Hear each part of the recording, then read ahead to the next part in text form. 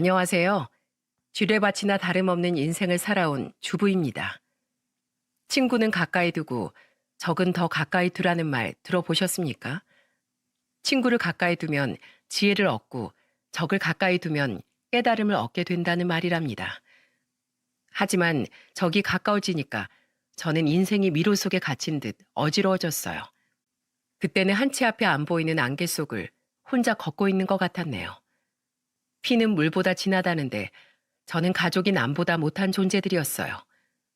천륜은 하늘도 못 끊는다는데 이대로 살다가는 천륜이 제 목을 조여올 것 같아서 이를 악물고 끊어냈습니다.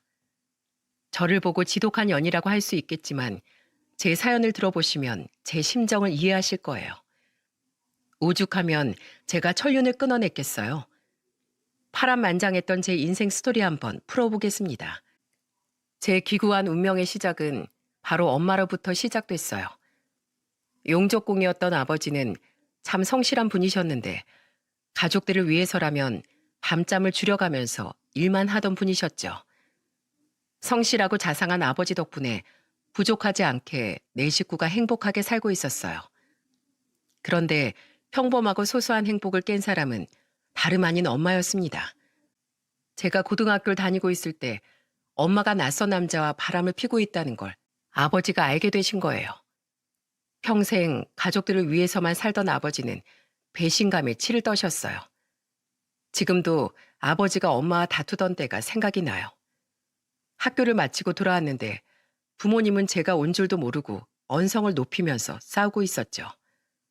그런데 엄마는 집안을 풍비박산 내놓고도 뻔뻔하게 아버지를 보면서 소리쳤어요. 당신이 돈만 많이 벌어왔어도 이런 일 안 생겼어. 스스로 한번 생각해봐. 맨날 일한다고 얼굴 한번 보기도 힘든데 그렇게 벌어온 월급은 쥐꼬리만 했잖아. 당신이야말로 나한테 미안해야지. 그 쥐꼬리만한 월급으로 내 식구 생활한 게 얼마나 대단한 건데. 그 입 못 다물어? 미치려면 곱게 미쳐. 바람도 모자라서 아주 집안을 말아먹고 그런 말이 나와?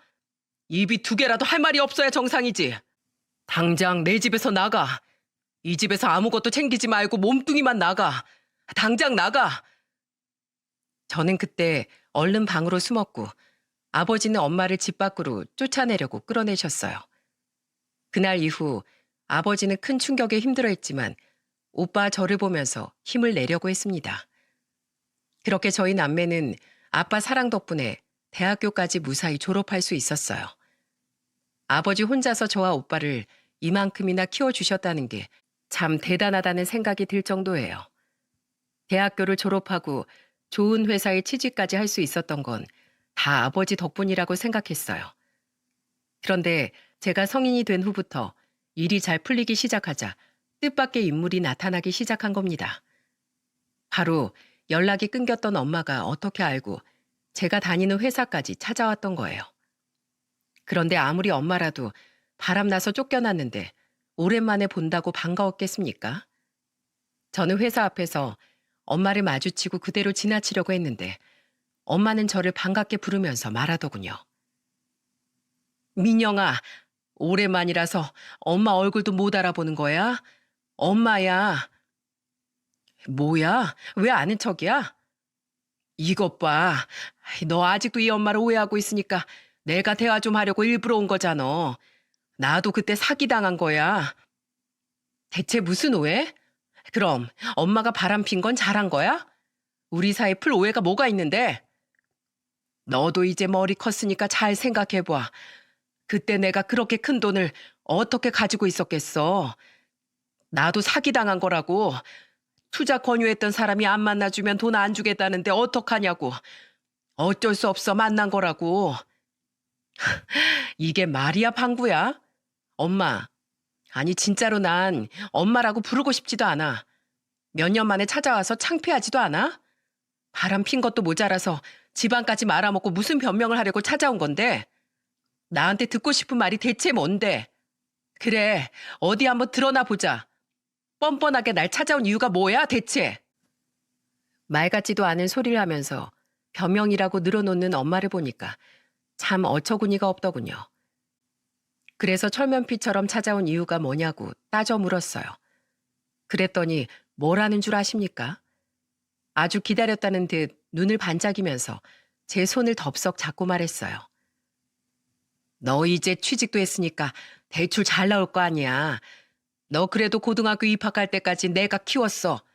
키워준 값으로 500만 원이면 싸게 해줬지. 그래서 그거 받으러 왔다고? 그래, 그 돈 줄 테니까 다신 찾아오지 마. 내가 죽었다고 해도 절대 오지 마. 난 정말 엄마 꼴도 보기 싫어. 그 순간 500만 원만 달라면서 눈을 반짝이는 엄마를 보니까 정말 소름이 돋았습니다. 그리고 정말 엄마가 아니라 거머리처럼 느껴졌어요. 이미 회사까지 알게 됐으니까 앞으로도 이런 식으로 나타나 돈을 달라고 쫓아올 것 같았습니다. 그래서 전 차라리 500만 원 주고 질긴 인연을 끊어내려고 했어요. 그래도 제가 친딸인데 약속을 어길 거라고 생각도 못한 겁니다. 조금의 양심이라도 있다면 500만 원 받고 미안해서라도 못 올 줄 알았어요.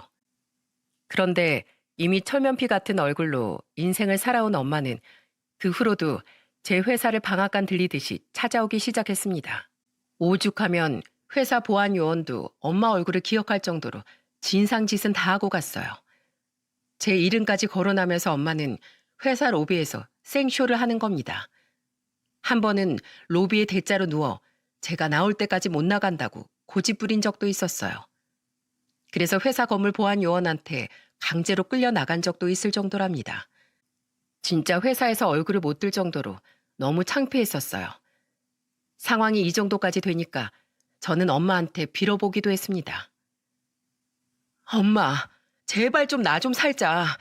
내 인생 이렇게 망치고 싶어? 대체 왜 그러냐고. 그러니까 이게 진짜 마지막이야. 딱 1,000만 원만. 진짜 1,000만 원만 주면 다시는 안 온다. 내 맹세아마. 날 죽여. 차라리 날 죽이라고. 엄마 정말 친엄마 맞아? 어떻게 자식한테 이럴 수가 있어? 어? 너무 답답해서 펑펑 울면서 제발 그만 좀 하라고 빌었어요. 그랬더니 엄마라는 인간이 저한테 무릎을 꿇더군요. 그리고 저한테 싹싹 빌면서 정말 황당한 소리를 하더군요. 내가 이렇게 싹싹 빌게. 정말 다시는 안 올게. 그러니까 딱 1,000만 원. 정말 마지막이야. 딸이 펑펑 울면서 제발 그만 좀 하라고 말하는데도 이런 말을 하는 엄마라는 인간이 상상이 가시나요? 정말 믿기 힘드시겠지만 저한테 엄마는 이런 사람이었어요. 그래서 결국 각서를 쓰고 저는 그 돈을 해줬습니다. 혹시 아빠나 오빠한테 찾아갈까봐 제 선에서 정리하고 싶었거든요. 각서에는 이런 내용을 써뒀어요. 회사로 찾아오면 딸한테 받았던 모든 돈을 갚는다. 그리고 법적인 소송을 통해 모두 갚는다. 엄마, 딸 사이에 이런 각서를 쓰는 게 정상입니까? 정말 이걸 쓰면서도 저는 제 현실이 정말 기가 막혔습니다. 이제야 좀 사회의 자리도 잡고 살아보려고 하는데 제 앞길 막는 사람이 친엄마라니 진짜 현실이 지옥 같았어요. 각서를 다 쓰고 저는 엄마라는 인간한테 단호한 목소리로 말했습니다. 제발 다시는 오지 마. 그리고 아빠, 오빠 앞에도 나타나지 말고. 정말 최악까지 가고 싶지 않으니까 그냥 남남처럼 살자 좀. 걱정 마. 나도 누울 자리 보고 다리 뻗을 줄 알거든. 다시는 안 올 테니까 잘 먹고 잘 살아라. 저는 이제 정말 이 긴긴 악연이 끊긴 줄 알았어요. 정말 2번 다시 안 보고 살 수만 있다면 소원이 없을 것 같았습니다. 그런데 저는 명절에 모인 아버지와 오빠한테 충격적인 소식을 듣게 됐어요.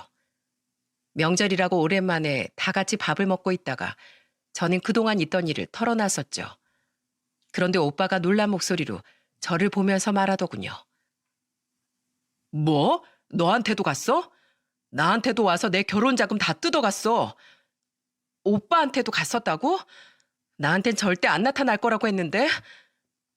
오빠 제가 벙찐 표정으로 얘기하자 아버지는 그 소식을 듣고 숟가락을 바닥에 패대기 치면서 노발대발 화를 내면서 소리쳤어요. 이 미친 여편을 아주 확 그냥 서방 돈도 모자라서 이제 자식들 돈까지 탐내. 넌 바보같이 그 돈을 왜 줘? 한 번만 더 나타나면 바로 이 아버지한테 전화해. 알겠어? 아버지가 화를 내면서 하는 말에 저는 황당한 목소리로 대답했습니다. 아빠, 회사 앞에서 소리 지르고 내 이름 부르면서 들어눕고 생쇼를 하는데 그걸 어떻게 막아? 안 주면 평생 저럴 것 같았다니까? 아빠 같았으면 안 줄 수 있겠어? 취업도 어렵게 했는데 내가 그만둘 수도 없고 나도 진짜 미치는 줄 알았어. 그러자 오빠도 정말 미치는 줄 알았다면서 그 당시 돈을 주는 거 말고는 방법이 없었다고 맞장구를 쳤습니다. 심지어 오빠한테는 3천만 원을 금방 갚겠다고 하면서 빌려갔던 거예요. 그리고 그대로 아들 돈까지 떼먹은 사람이 엄마라는 인간이었어요. 이 정도면 천륜을 끊어낼 만하지 않습니까? 이 사건 이후로 엄마는 가족들 주변에 나타나지 않았어요. 그래서 저는 오빠랑 비싼 돈 들여서 악연과도 같은 천륜을 끊어낸 거라 생각하려고 했습니다.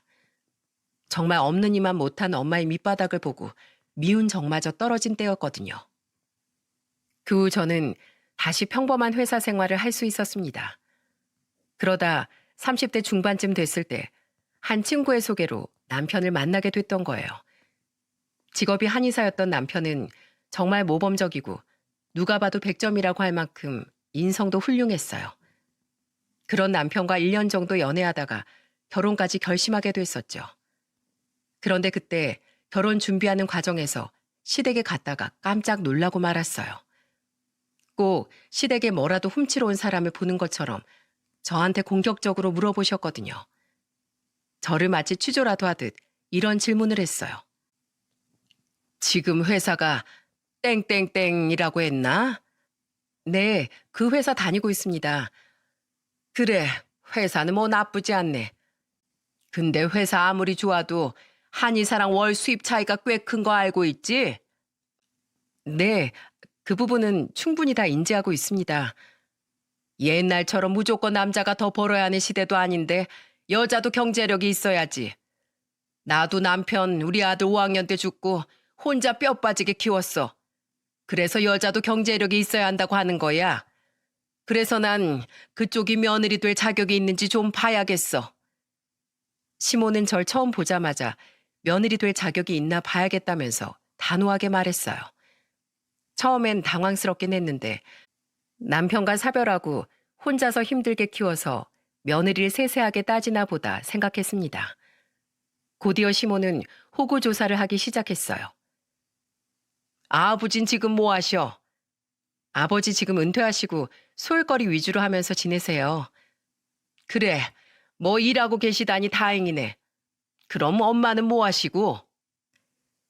저는 엄마는 뭐 하냐고 묻는 시모 물음에 말문이 턱 막혔습니다. 다른 질문은 어렵지 않았는데 엄마 뭐 하냐는 질문에서 입을 꾹 다물게 된 거예요. 그러자 시모는 어이없는 목소리로 저를 재촉하면서 물었습니다. 뭐 어려운 질문도 아닌데 왜 말을 못해? 돌아가셨어? 아니요. 지금 살아는 계시는데 같이 살고 있지는 않습니다. 그게 무슨 말이야? 설마 이혼하신 거야? 네, 이혼했습니다. 뭐? 그럼 너 이혼 가정에서 자란 거야?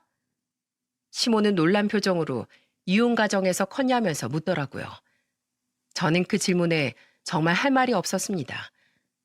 사실 부모님 이혼이 제 탓은 아니지 않습니까?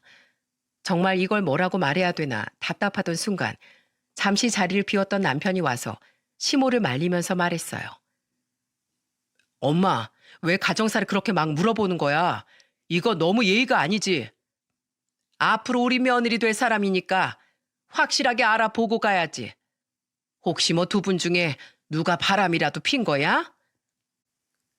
갑자기 전곡을 정확히 찌르는 질문에 제 입은 더 굳게 닫혔어요. 그러자 시모는 무언가 눈치를 챘는지 화를 내면서 말했습니다. 말 없는 거 보니까 맞나 보네. 이혼 가정에서 자란 애들은 질이 안 좋다는데 왜 또 이혼 가정이야? 이걸 결혼을 시켜 말어. 아유, 마음에 안 들어. 시모가 고개 숙인 저를 보고 답답하다는 듯 손부채질까지 하면서 화를 냈어요. 그러자 남편은 고개 숙인 저를 보고 어깨를 다독이면서 시모를 보고 당당하게 말했습니다. 엄마, 왜 민영이한테 그래요? 그렇게 따지면 홀어머니 둔 나도 떳떳한 거 없어요. 아무리 부모님이라도 이혼 문제를 자식이 어쩔 수 있겠어요? 이대로면 나도 밖에서 홀어머니 둔 걸로 다 꼬투리 잡혀요. 넌 쟤랑 다르지. 넌 전문직이잖아. 아무리 전문직이라도 홀어머니 있다고 하면 여자들 다 도망가요. 요즘 세상에 며느리들이라고 안 따지겠어요? 그러다 나중에 시어머니 대접 못 받으려면 어쩌려고 그래요? 안 해줘도 상관없어. 내가 뭐 대접해달래? 엄마도 나이 많이 드셨잖아요. 지금 65세가 넘어가시는데 더 나이 들고 그때 무시당하면 서러우실 거잖아요. 그러니까 서로서로 잘 지내봐요. 조금씩 이해하면서 지내면 되잖아요. 시모는 남편의 말에 뾰로통한 표정까지 짓더라고요. 처음 시댁에 방문했다가 시모의 질문세례에 정신을 못 차릴 정도였습니다. 그렇게 겨우 빠져나왔는데 남편은 제 손을 꼭 잡으면서 말했습니다. 오늘 긴장 많이 했지? 걱정하지 마. 혹시라도 엄마가 뭐라고 하면 내가 지켜줄게. 그래도 이렇게 제 옆에서 든든하게 말해주는 남편이 있어서 확신을 얻을 수 있었어요. 그때까지는 아들 훌륭하게 키워낸 시모가 좋은 며느리를 얻고 싶어서 저렇게 날선 질문을 했던 거라고 생각했습니다.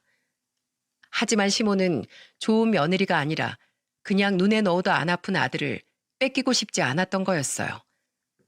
이것도 모르고 저는 남편과 행복한 미래를 꿈꾸면서 결혼식을 올렸던 겁니다. 본심은 겪어봐야 안다더니 정말 사는 동안 순간순간 너무 힘들었어요. 제가 남편과 결혼하고 시모한테 가장 먼저 들었던 말이 어떤 건 줄 아십니까? 굳이 절 따로 불러서 시모는 단호한 목소리로 말하더군요. 우리 아들 결혼 전에 통장 관리 내가 했던 거 알지?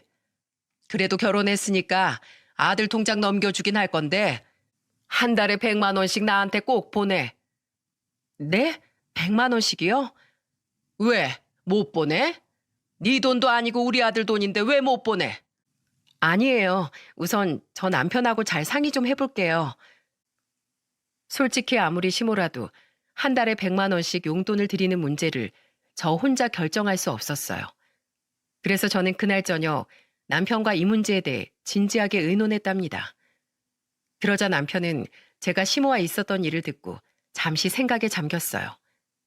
그리고 결심한 듯 남편은 단호한 목소리로 말했습니다. 여보, 그러면 이렇게 하면 어떨까? 우리 엄마만 드리지 말고 공평하게 양가에 50만 원씩 보내드리자. 정말? 그래도 괜찮겠어? 어머님은 100만 원 달라고 하시던데. 에이, 어떻게 우리 엄마만 챙겨. 장인어른도 이젠 나한테 아버지나 다름없는 분인데. 그러니까 양가 부모님께 50만 원씩 보내드리는 걸로 하자. 결국 남편과 상의 끝에 양가 부모님께 50만 원씩 드리는 걸로 결정하게 됐어요. 저는 이때 남편이 친정아빠를 신경 써주는 게 고마웠습니다. 그런데 잘 결정했다고 생각한 순간 제 인생은 거대한 불행이 닥쳐오고 있었어요. 남편이 진료 보느라 바빠서 제가 시모한테 이런 사실을 전화로 말씀드렸죠. 그러자 시모는 이해할 수 없다는 목소리로 화를 내면서 말하더군요. 너희 집에서 우리 아들한테 한 게 뭐가 있다고 50만 원을 받아? 너 지금 나한테 100만 원 주기 싫어서 머리 쓴 거지? 어머님, 저도 일하고 있잖아요. 그리고 남편이 그렇게 먼저 양가에 공평하게 50만 원씩 주자고 한 거예요. 됐어. 난 무조건 100만 원 줘. 지금 그 말씀 남편이랑 상의해 볼게요. 저 혼자 결정할 문제가 아닌 것 같아요. 끝까지 본인은 100만 원을 달라면서 억지를 쓰는 시모 때문에 정말 황당했습니다.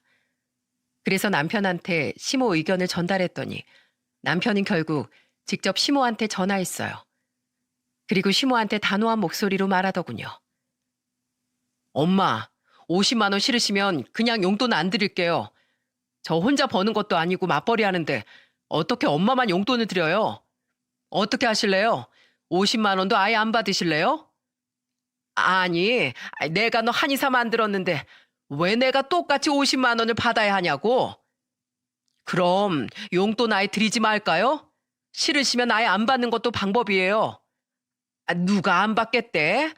50만 원이라도 꼭 보내. 시모는 결국 고집을 부리다 남편이 초강수를 두니까 용돈 50만 원을 받기로 했어요. 하지만 이건 괜히 잠자는 시모의 코털을 건드린 시초가 됐답니다. 제가 시댁에 가면 시모는 저를 위아래로 훑어보면서 쑤아 붙이듯이 말하기도 했어요. 넌 뭘 입어도 폼이 안 사네. 태어나길 그렇게 태어난 것 같은데 괜히 비싼 옷 사서 못 내겠다고 사치 부리지 말어. 알겠어? 내가 지켜볼 거야. 늘 이런 식으로 시댁만 가면 시모는 저를 감시라도 하듯 새로 산 물건이 없나 귀신같이 찾아내려고 했습니다.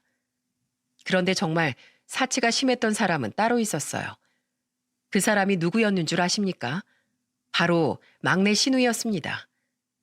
둘째 시누이는 초등학교 선생님이었는데 시집가서 가정을 꾸리고 잘 살고 있었어요. 성격도 좋고 배려가 몸에 밴 둘째 시누이는 저랑도 아주 잘 지냈습니다. 하지만 셋째 시누는 정말 어디서 저런 게 나왔을까 싶을 만큼 남편과 둘째 시누이와는 완전히 딴판이었어요. 한 번은 제가 첫째를 임신했을 때 집에 있던 절 찾아와 당당하게 말하더군요. 새언니, 저 카드 좀 줘요. 네? 카드는 왜요? 원래 오빠 카드 썼는데 이젠 새언니가 관리한다면서요? 이번에 친한 친구가 완전 능력 좋은 남자랑 결혼하는데 거기에 힘 좀 주고 가려고요. 하객룩 제대로 차려입고 가서 혹시 친구 남편 하객 중에 괜찮은 사람 없는지 찾아보게요. 혹시 알아요? 끼리끼리 논다고 하객 중에도 능력 있는 남자가 있을 수도 있잖아요. 친구 결혼식에 남자 꼬시러 가는 사람 본 적 있으십니까? 친한 친구 결혼식에 축하해주러 가는 게 아니라 남자 꼬시려고 힘을 주고 간다니까 어이가 없었어요. 그래도 원피스 한 벌 사겠다고 하는데 저는 선물이라고 생각하고 한 벌 사주려고 했습니다. 그래서 카드를 주면서 예쁜 원피스 한 벌 사 입으라고 했어요. 그런데 저는 좋은 마음으로 셋째 신우한테 카드를 준 걸 뒤늦게 후회했습니다. 세상에 원피스 한 벌 사러 간다는 사람이 머리부터 발끝까지 다 제 카드로 사고 있는 거예요. 문자를 보니까 원피스 62만 원, 가방 300만 원, 구두 30만 원까지 입이 떡 벌어지는 가격이었죠. 저는 태어나서 이렇게 비싼 금액의 물건을 사본 적이 없었어요. 그래서 바로 셋째 신우한테 전화해서 화를 내며 말했습니다. 아가씨, 지금 뭐 하는 거예요? 원피스만 산다면서요. 언니, 쪼잔하게 왜 그래요? 한의사 남편 잡았는데 신우한테 이 정도는 써야죠. 지금 그걸 변명이라고 하는 거예요? 일단 알았으니까 그만 쓰고 얼른 와요. 아직 다 못 샀어요. 더 쓸 건데요? 살 게 더 남았다면서 전화를 툭 끊어버린 셋째 신우 때문에 황당했어요. 정말 이대로 두면 한도 초과할 때까지 쓸 것 같아 카드를 정리해버렸습니다. 그러자 셋째 신우가 전화로 화를 내면서 전화하는 게 아니겠어요? 새언니, 지금 뭐 하는 거예요? 카드 분실 신고했어요? 카드가 저한테 없으니까 분실 신고한 거죠. 지금 하루에 쓴 돈이 300이 넘어요. 이게 말이 된다고 생각해요? 와, 진짜 그렇게 안 봤는데 엄청 쪼잔하네요. 치사해서 안 써요. 셋째 신우는 화를 내고 전화를 끊어버렸어요. 제가 한의사 오빠랑 결혼했단 이유로 내 카드를 본인 돈처럼 쓰는데 가만 볼 수 있겠습니까? 그래도 예의 있게 부탁했으면 그냥 한번 봐줬을 거예요. 그런데 말하는 꼬라지가 저한테 마치 돈 맡겨둔 사람 같아 저는 분실 신고를 했던 겁니다. 저는 셋째 신우와 있던 일을 남편한테 말하면서 하소연을 했어요. 여보, 막내 아가씨 진짜 너무한 거 아니야? 아니, 친구 결혼식 한다고 해서 원피스 한 벌 사고 싶다길래 좋은 마음으로 카드 줬더니 오늘 300만 원 넘게 쓰고 왔어. 뭐? 막내가 그랬다고? 내가 당신한테 미리 말한다는 걸 깜빡했네. 앞으로 걔한테 카드 절대 주지 마. 직장도 안 다니면서 식구들 중에 제일 돈 많이 쓴다니까. 그래도 막내 여동생이라 불쌍해서 챙겼는데 이젠 당신도 그냥 무시해. 남편이 혀를 차면서 절대 빌려주지 말라고 아주 못을 박았어요. 어쩜 이렇게 삼남매가 다른지 이해가 안 갔습니다. 둘째 신우는 제가 딸을 낳았을 때 예쁜 옷이랑 신발이랑 주면서 자기 일처럼 기뻐하면서 축하해줬어요. 새언니, 너무 축하해요. 아우, 귀엽다. 까꿍, 까꿍. 그래서 남편이 둘째 신우이를 보면서 막내 신우가 반만 닮았으면 좋겠다고 할 정도였죠. 진짜 막내 신우는 제 카드를 그렇게 신나게 써놓고도 고생했다는 말 한마디도 없었습니다. 하지만 제가 셋째 신우를 한심해할 처지가 아니었어요. 제가 육아휴직을 내고 첫째 딸을 돌보고 있을 때 또 불청객이 찾아온 겁니다. 남편이 일하는 한의원은 어떻게 알았는지 엄마라는 인간이 또 나타난 거예요. 어느 날 남편한테 다급한 전화 한 통을 받게 됐어요.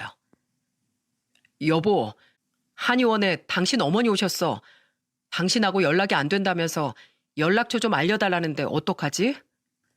절대 알려주지 말고 돈 달라고 해도 절대 주지 마. 그런데 그날 저녁 집에 온 남편한테 저는 어떻게 됐냐고 물었습니다.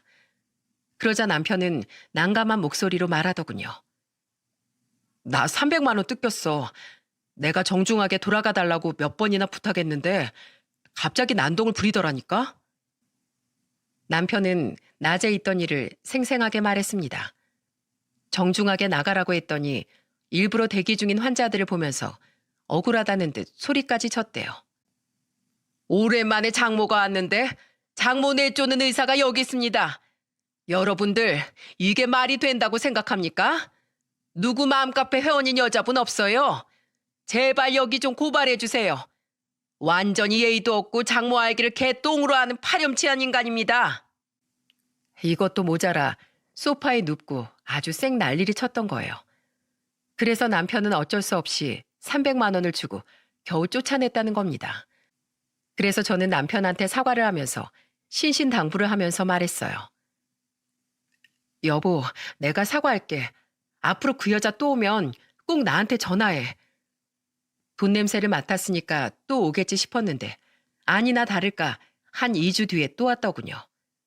정말 털날 양심도 없는 인간이었습니다. 그때 남편은 그 여자와 실랑이 하다가 저한테 전화해서 또 왔다고 말했어요. 그 소식을 듣고 저는 30분 거리에 있는 남편 한의원으로 달려갔습니다.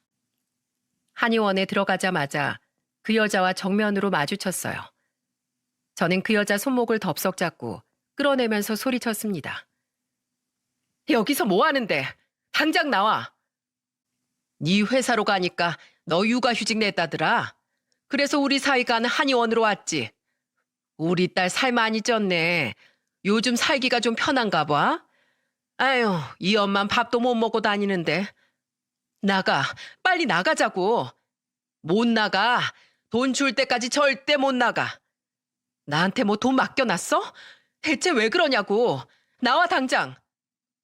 끝까지 못 나간다고 버티는 그 여자를 억지로 끌고 밖으로 나왔습니다.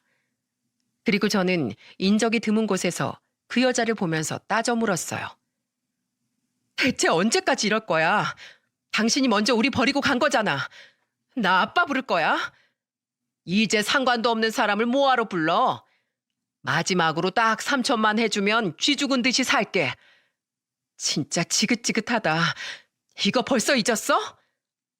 그 각서 아직도 갖고 있어? 가족끼린 이런 거 있어도 처벌 못해. 우리나라 법이 그렇다니까. 종이 쪼가리에 네 돈 다 갚으라고 써놔도 남 배째라 하면 그만이야. 그 전에 미리 써둔 각서를 비웃으면서 그 여자는 악랄하게 웃기까지 했습니다. 그 모습을 보면서 속에서 천불이 나더라고요. 결국 저는 참다 못해 10,000원짜리를 그 여자 얼굴에 던져버리면서 소리쳤습니다. 이거나 들고 가버려. 난 한 푼도 못 줘. 그리고 여기 한의원 지키고 있을 테니까 올 거면 와봐. 그땐 아빠도 부를 거니까 각오해. 알겠어? 협박하듯이 말하고 저는 남편을 만나지도 않고 바로 집으로 가버렸어요. 급히 나온다고 근처에 살고 있던 둘째 신우가 딸을 대신 봐주고 있었거든요. 그런데 집에 와보니까 둘째 신우가 아닌 아빠가 계신 거예요. 남편은 제가 그 여자를 끌고 나가는 걸 보고 걱정이 됐는지 아빠한테 도움을 청했던 겁니다. 그래서 급하게 아빠가 병원에 왔는데 이미 제가 그 여자를 끌고 어디론가 간 뒤라 어쩔 수가 없다고 했어요.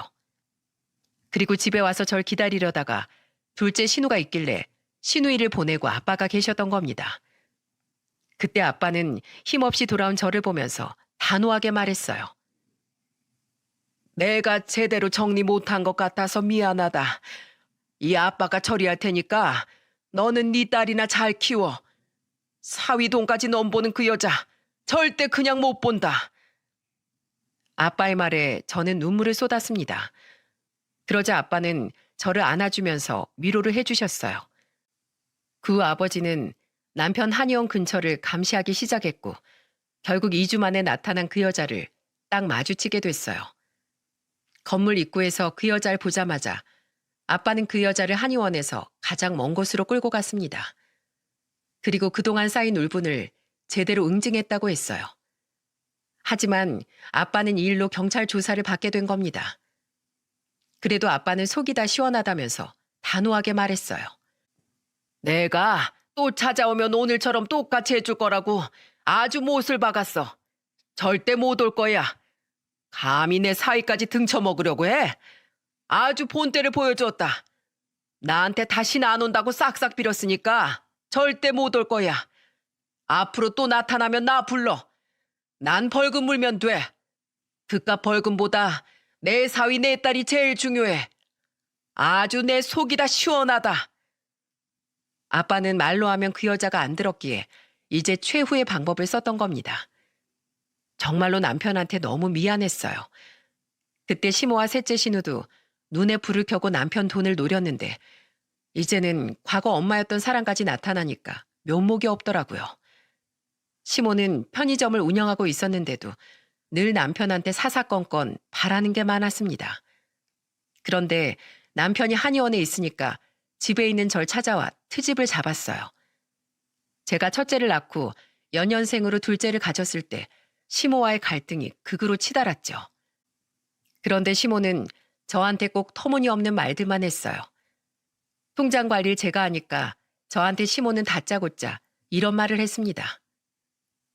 우리 막내 결혼하는 거 알지? 그러니까 1억만 줘봐. 네? 그런 돈이 어딨어요? 왜 그런 돈이 없어? 너 우리 아들이 벌어오는 돈으로 뒷주머니 차고 있는 거 아니야? 친정으로 돈 보내고 있지? 세상에, 막내 여동생 시집 가는데 남매끼리 1억을 바라는 사람이 어딨어요? 왜 못 줘? 우리 아들 통장 내가 관리할 땐 다 가능했다니까. 시모는 돈 내놓으라면서 억지를 부리며 소리를 질렀어요. 그런데 그때 마침 퇴근하고 온 남편이 시모의 발악을 듣고 화를 내면서 소리쳤습니다. 엄마, 이게 뭐 하시는 거예요? 이 사람 지금 홀몸도 아니잖아요. 너 지금 엄마한테 소리 질렀어? 어? 적당히 좀 하세요. 그동안 저한테 얼마나 받았는지 아세요? 이제 못 도와주니까 제발 그만 좀 오세요. 남편은 진절머리가 난다는 듯 시모를 보면서 소리쳤어요. 그런데 그 순간 저한테 불똥이 튀더니 시모는 저한테 소리를 지르면서 말하더군요. 네가 우리 아들, 우리 집안에 이간질 시킨 거지? 안 그러면 우리 아들이 나한테 이럴 리가 없어. 제발 그만 좀 하시라고요. 당장 제 집에서 나가세요. 나가요. 제가 둘째를 임신하고 7개월 차였는데 시모는 아주 집을 뒤엎고 갔어요. 그때 남편은 시모를 내쫓고 저를 챙기면서 말했습니다. 몸은 괜찮아? 많이 놀랬지? 아니야, 당신도 힘들잖아. 내가 좀 더 신경 써야 했는데 요새 한의원이 바빠서 소홀했어. 미안해. 저나 남편이나 정말 엄마라는 인가들 때문에 골치 썩고 사는 건 비슷했어요.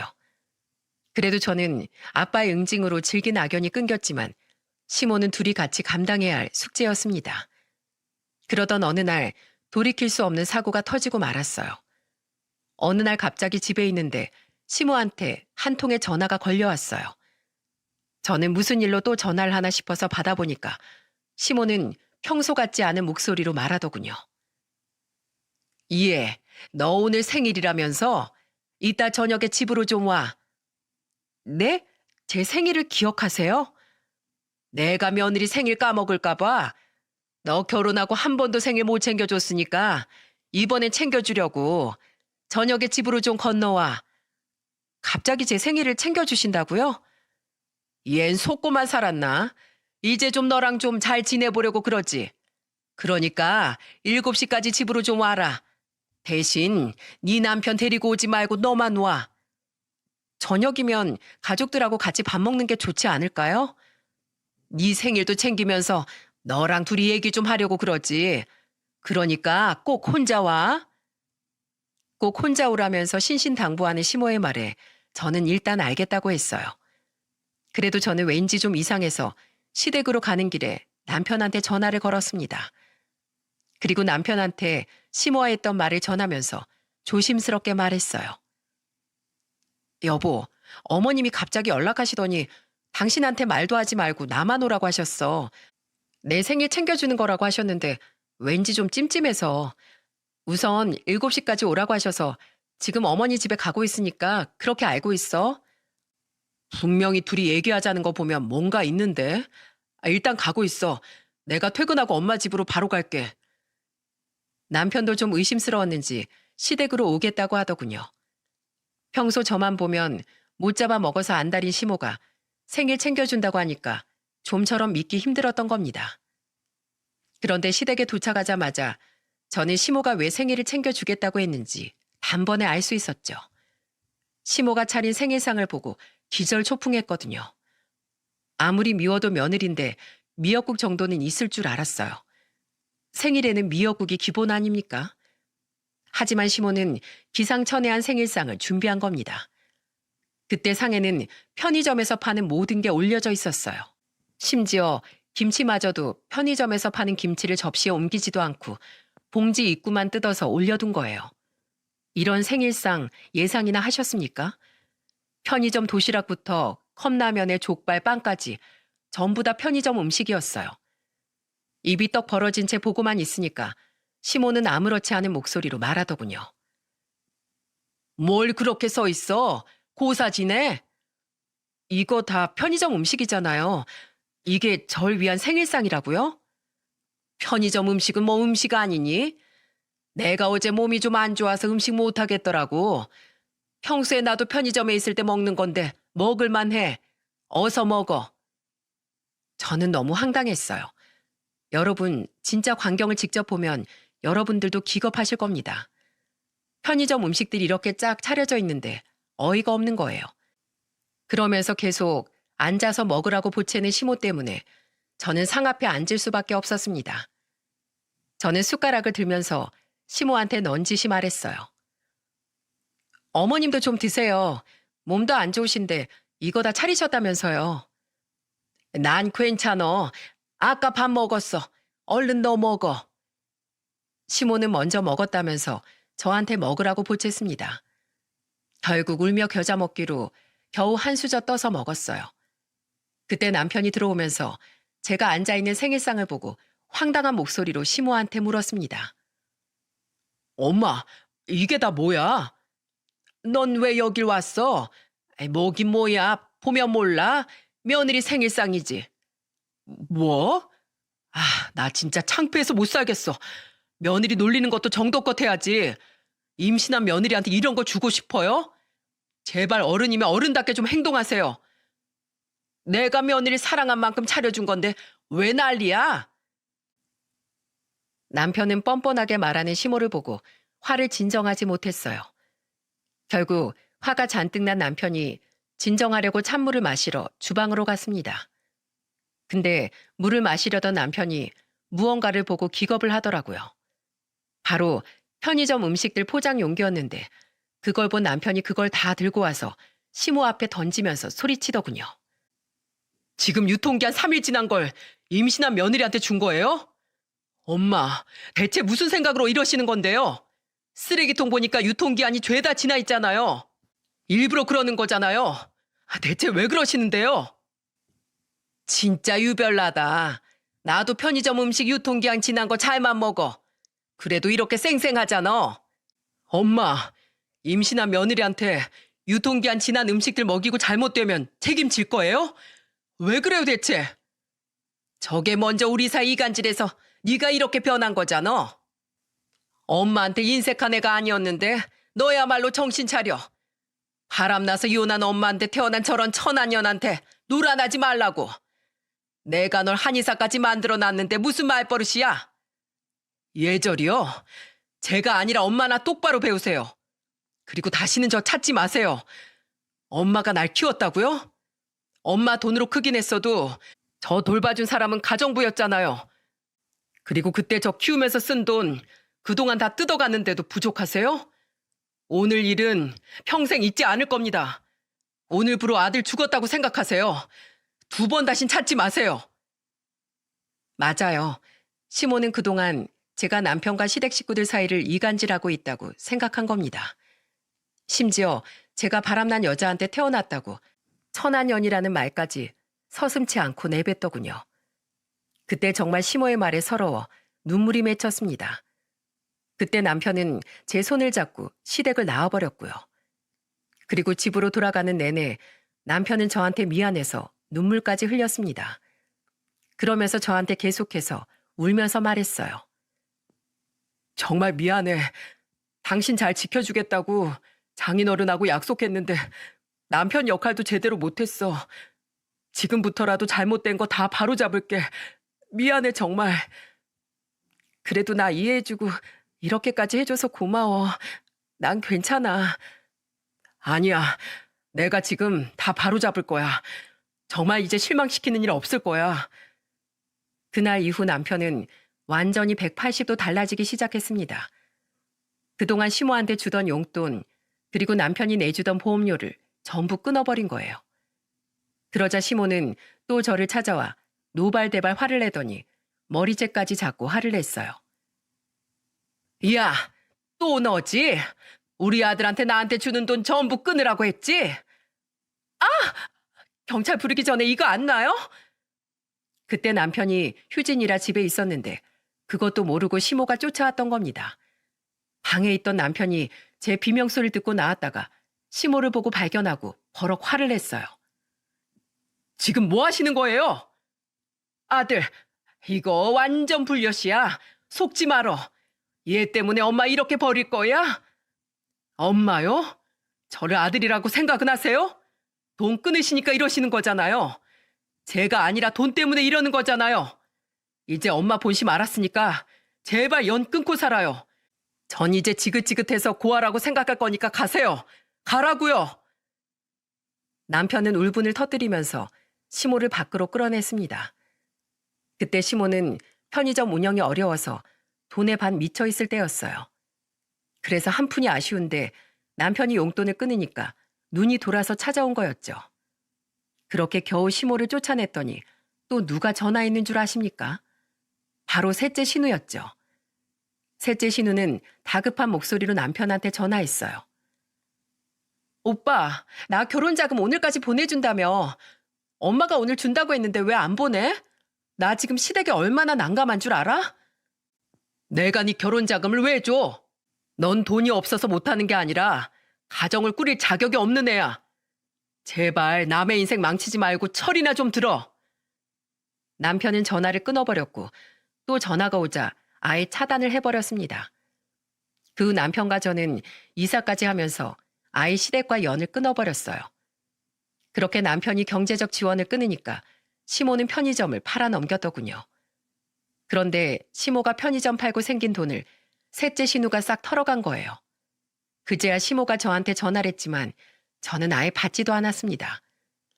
그 후 2년 동안 시모를 완전히 끊어내자 이제 완전 남남이 됐어요. 그러자 이제는 제가 전화를 피하는 걸 알고 번호를 바꿔서 전화를 한 겁니다. 그러면서 저한테 울면서 말하더라고요. 얘야, 내가 미안하다. 내가 정말 믿었던 딸한테 배신당하고 네 생각 많이 났어. 내가 미안하구나. 우리 손녀 좀 보여주면 안 될까? 손녀요?